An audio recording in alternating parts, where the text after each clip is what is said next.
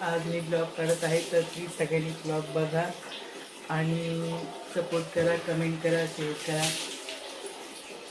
आज गुढीपाडवा आहे, तर सगळ्यांना गुढीपाडव्याच्या हार्दिक हार्दिक शुभेच्छा. आणि मी आता पोहे बनवत आहे. बाकीची रेसिपी मी तुम्हाला नंतर दाखवते.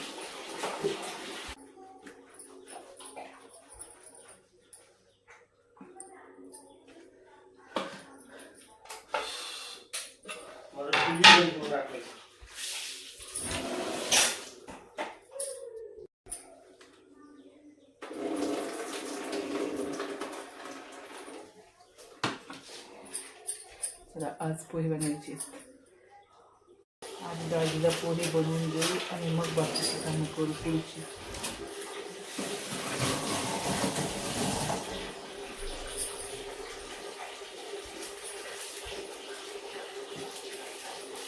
लाईक पण करत जा दादांनो, ताईंनो. मी आजपासून लॉंग व्हिडिओ काढायला सुरुवात केली आहे.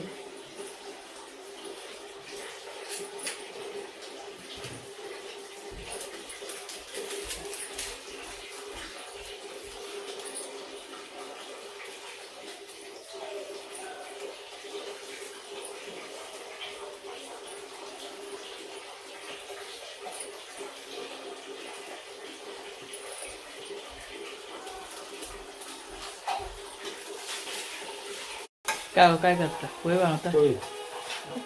दाजीला माझ्या हातचे पोहे आवडत नाही ना, म्हणून दाजी स्वतः पोहे बनवतात. खूप छान बनवतात दाजी पोहे.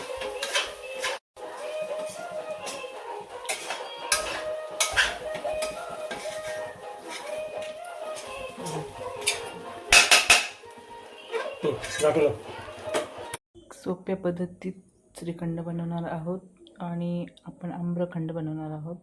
तर त्यासाठी लागणारे हे साहित्य: जायफळ, केशर, दूध थोडंसं, इलायची पावडर, पिठी साखर आणि आंबे घेतलेले आहेत आपण. आणि हे चक्का आहे दह्याचं. मी रात्री कपड्यात बांधून ठेवलेलं होतं बघा. सगळं पाणी गळालं. आता मी बनवायला घेते. आणि तुम्हाला ही साधी सोपी रेसिपी कशी वाटली ते पण सांगा तुम्ही. असं गोळा तयार होतो.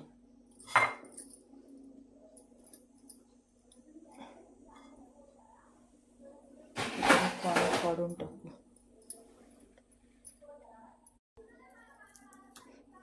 असं हे करून घ्यायचं.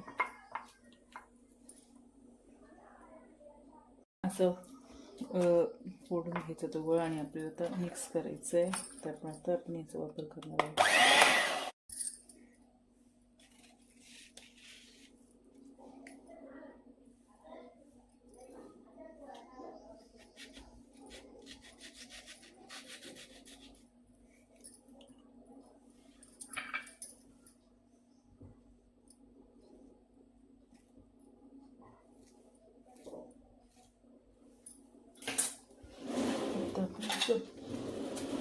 हे पल्प काढून घेऊ मँगोचं सगळं. असं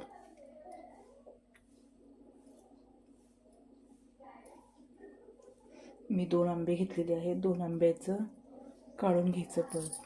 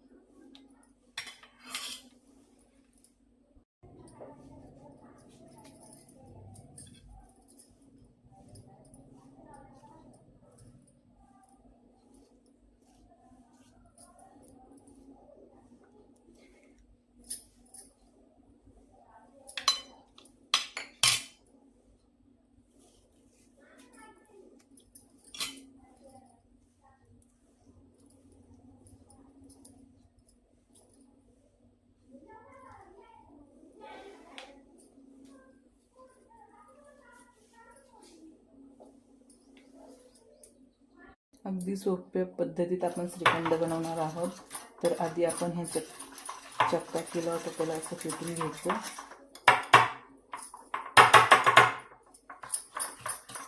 एकदम स्मूथ असं करून घ्यायचं.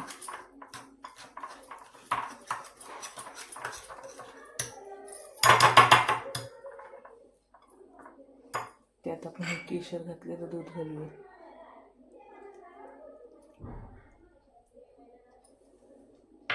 इलायची पावडर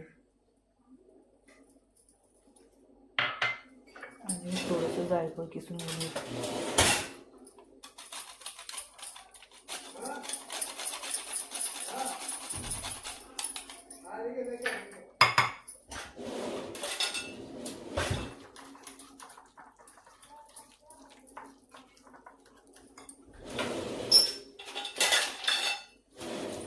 तुम्हाला जसं गोड लागतं ना तसं पिठी साखर घालूया आपण. एकदम अगदी सोप्या पद्धतीत, काही जास्त घालायची गरज नाही.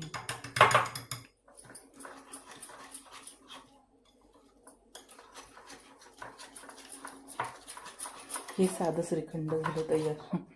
आता आपल्याला आम्रखंड करायचं आहे ना. माझी रेसिपी कशी वाटली ते पण सांगा तुम्ही.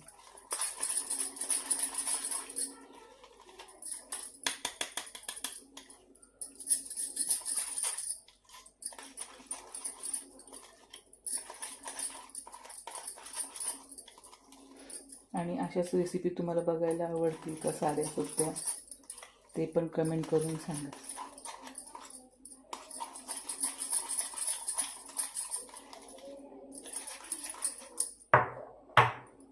आता आपण आंब्याचं हे काढलेलं आपण आता मिक्सरमध्ये वाटून घेऊ.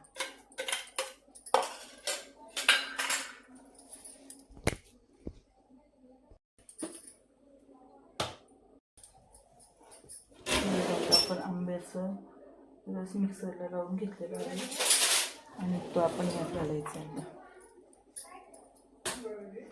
जर तुम्हाला साखर कमी वाटत असेल तर घालू शकता तुम्ही, कारण आम्ही जास्त खात नाही ना गोड, तर मी जास्त गोड टाकलेलं नाही.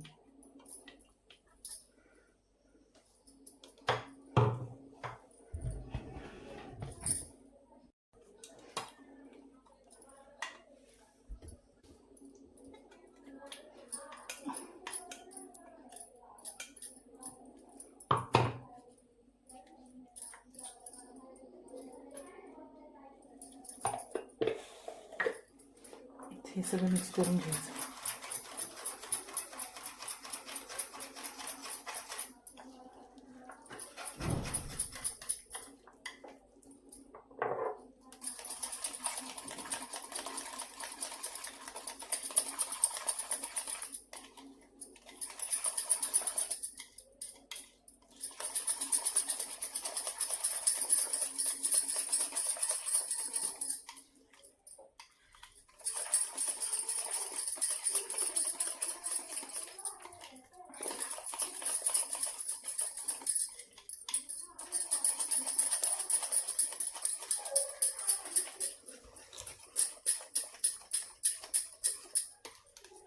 अगदी सोप्या पद्धतीने केलेला आहे आम्रखंड.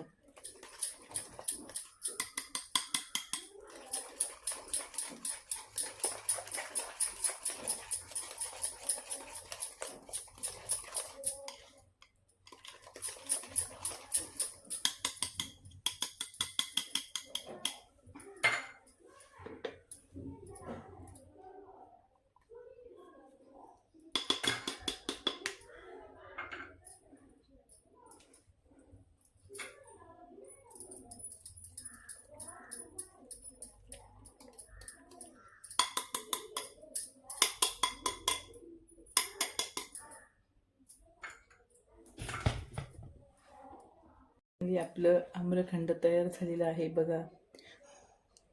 आवडलं असेल तर लाईक करा, शेअर करा, कमेंट करा. मी पहिले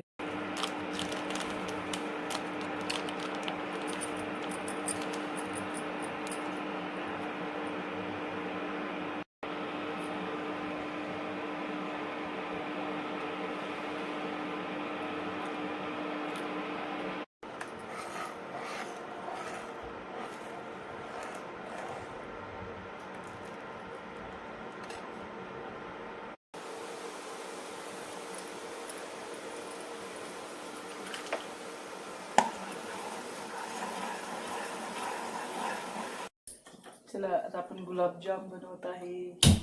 गुलाबजाम बनवू आता आपण. तेल गरम करायला ठेवलं. तूप पण घालू थोडंसं.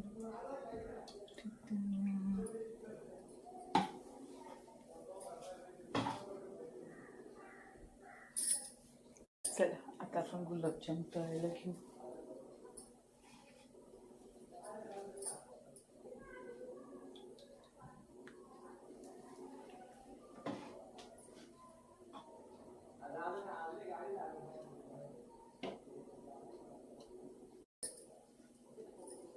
तेल गरम झाले का बघू आपण. त्यासाठी हे वरती आलंय ना टाकलेलं, म्हणजे तेल गरम झाले. ओके, आता आपण टाकून घेऊ.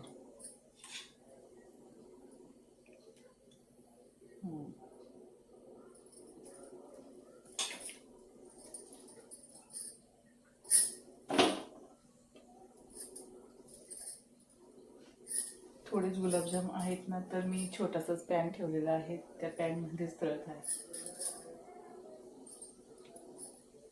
कारण आम्ही दोघं पण गोड खात नाही.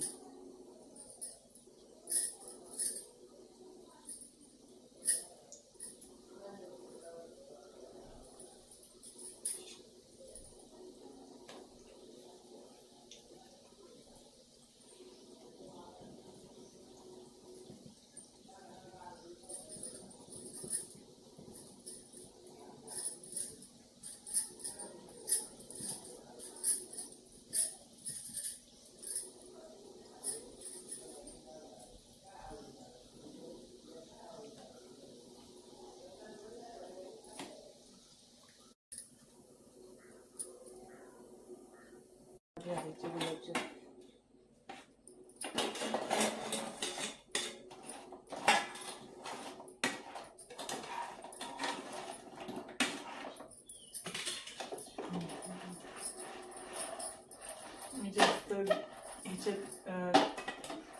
जास्त पाक नाही केलं. मला कोरडे गुलाबजाम करायचे आहेत ना, त्याच्यामुळे मी जास्त नाही केलं. आता आपण हे झाकून ठेवून देऊ. आपण याच्यावर झाकण ठेवून देऊ 10-15 मिनिटासाठी, म्हणजे ते छान नरम होणार कोरडे गुलाबजाम. भात झालेला आहे, बटाटे पण बॉईल करून झाले आहेत, गुलाबजाम बनवले आणि आम्रखंड पण मी बनवले, आणि आता मी पुऱ्या बनवायला घेत आहेत. तर मी आता पुऱ्यांसाठी पीठ मळते. दाजी पण जेवायला येते. मी आता दाजी आलीच तर जेवायला. मी आता पुऱ्यांचं पीठ मळते.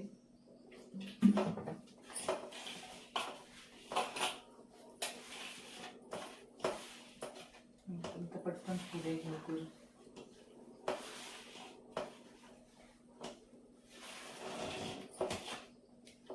माझं काही चुकलं असेल तर क्षमा असावी, कारण मी ब्लॉग काढत नाही ना जास्त लॉंग ब्लॉग. तर मी आज काढलेला आहे. मुली चला तर ब्लॉग काढायला जायचं तरी कुठं, पण पुरी आपण घरातच काहीतरी करू. आपण घरातच ब्लॉग काढायचे, घरच्या कामांची वगैरे काढायची. त्याच्यामुळे मी बोलली चला आज चांगल्या मुहूर्तावर, म्हणतात ना पाडव्याचा मुहूर्त चांगला असतो, तर मग चला त्या मुहूर्तावर आपण आज आपली रेसिपी पण चालू करू. आणि मी आता रोज छोटे तरी मी ब्लॉग काढणार आहे, मिनी ब्लॉग काढणार. कॉन्फिडंट येत नाही ना केल्याशिवाय, कायच करायचं आता.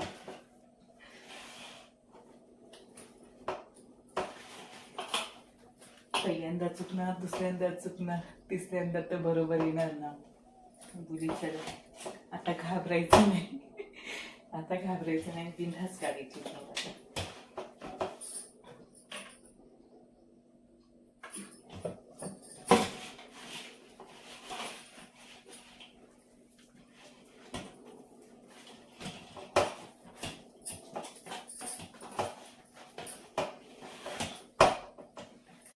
आता आपण बटाट्याची चटणी करतो, त्याच्यासाठी आपण हिरव्या मिरच्या लसूण ठेचून घेणार आहोत.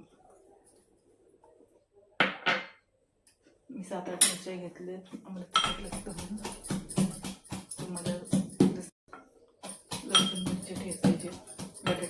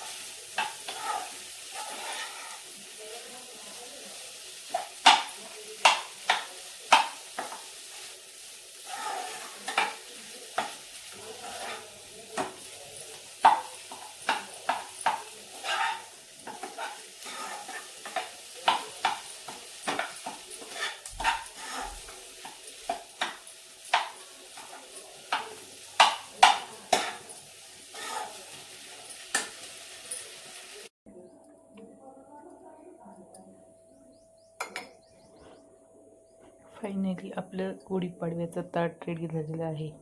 वरण भात, आम्रखंड, पुरी, गुलाबजाम आणि मी इथं बनवलेलं आहे आम्रखंड.